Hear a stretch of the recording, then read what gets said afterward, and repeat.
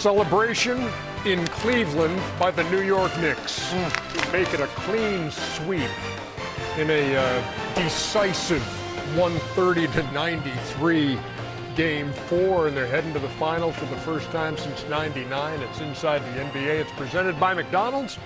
Ernie Johnson with Shaq, with Kenny, with Chuck, and with the Knicks heading to the final against either San Antonio or OKC. If you're just joining us, if you didn't have a chance to see how this game played out. Yeah, everybody want to see the highlights. Knicks fans definitely want to see the highlights. Oh, without question. There they go right there. Celebs galore. And in Cleveland. Guy's a celebrity in his own right, Jalen Brunson. Kenny Atkinson's guys down 3-0. Donovan Mitchell early, and Cleveland's out to the early 6-point lead. And I kind of knew they were up 6 points. Yeah, they were 8. I kind of knew he was going to come out smoking. Him and this guy right here, but this guy didn't do much. What was he smoking? They lost by 40. So many leak outs. I said, come out. Come out. Oh my gosh! Come on, man. Ahead of the pack. You got to get back. Who's back on defense? Nobody. Come on, man. This is ridiculous, man. You can't get outrun. Oh, Kenny. Yes. Music, please. And he got fouled. We can't. No, we're not going to do that. This is a foul. This is a foul. Come on. Come on, man. Ref, you just giving him mercy. Mercy. Brunson pulling up and knocking down a 3. You know who else can hit that? Deuce McBride can hit that. You know, Ernie, we always talking about putting your foot on your opponent's neck, and the Knicks definitely did that tonight.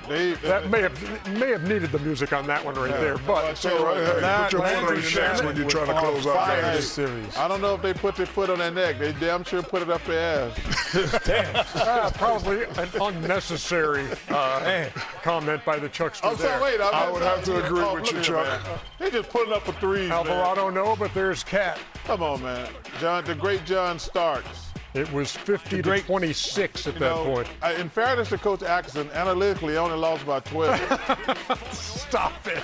Wait, I'm just telling you. Stop it. You're on fire tonight.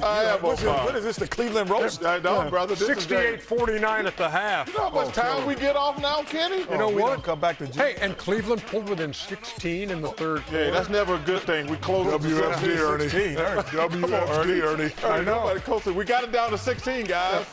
And then came a 12-0 run. The people who are on fire right now. They're loving it at the watch party. Oh, give me that. And now it's 107-76. Man, we get a week off, y'all. Over a week. You know what's crazy? The New York City is one of the most famous cities with a million things to do. They had a watch party. You know, that's when you know that this is out of control. There you go, right there. Analytical Eastern. Good job, pro football talk. That was funny right there. 130-93. And if they had 103, they still would have won by 2.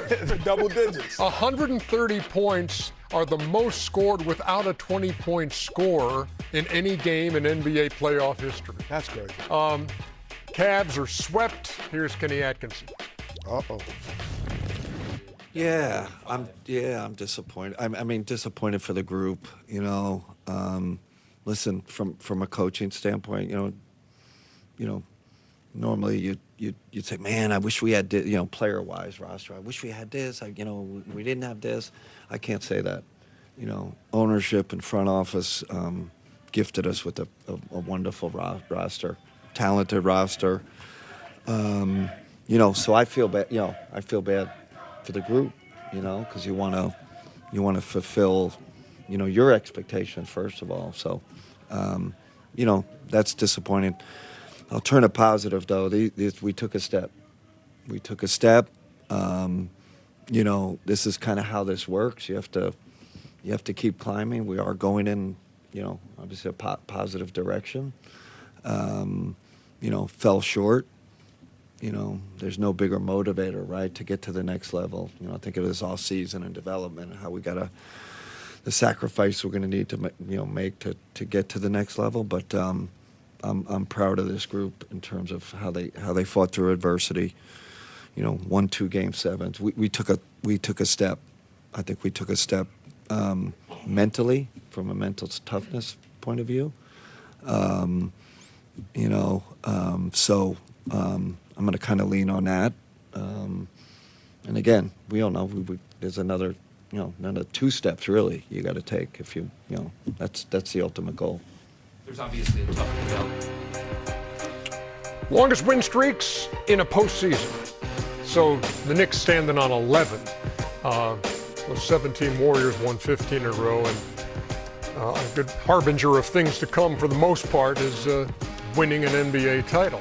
We will see if that plays out for this 2026 version of the New York Knicks. And you talk about, look, they've had 3 opportunities to close out, each of them on the road, and they have gotten it done. No team has ever done that by at least 30 points in all of those closeouts. In fact, nobody had ever done it by 20 in 3 closeouts. And so that's impressive. Give the Knicks their flowers, man. That's impressive. On the road, even more impressive. You know, Ernie, can I mention, Coach Atkinson said that they took a step. Mm-hmm. They took a step in terms of what it looks like on paper, meaning they got to the conference finals where the last years they did not. However, they also took a step backwards because they also it showed what you're vulnerable to everyone else in the Eastern Conference. The way the Knicks beat them, they shown how vulnerable they are.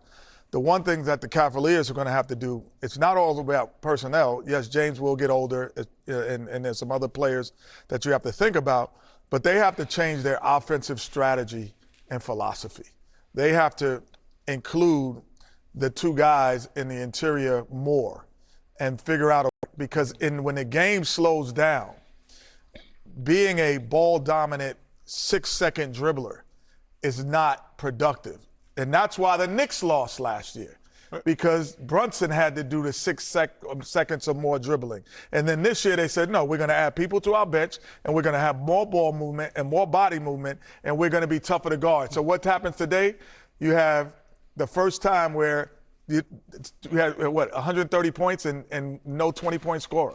yeah, Because you have spread the wealth. That is exactly what the Cleveland Cavaliers have to do if they want to move forward, because they took a step forward but they went a step backwards in terms of being vulnerable. we are waiting for Landry Shamet to join us to talk about this team that is going to the NBA Finals, and he is ready to go, we are told. So let's talk to Landry Shamet about the Knicks and their victory tonight, completing another sweep. And for Landry, look, 11 out of 12 from 3-point range in this series, 92%. Nobody's ever shot a percentage like that in a playoff series, so congratulations on that. And on going to the NBA Finals, man. Tell me what's going through your mind right now.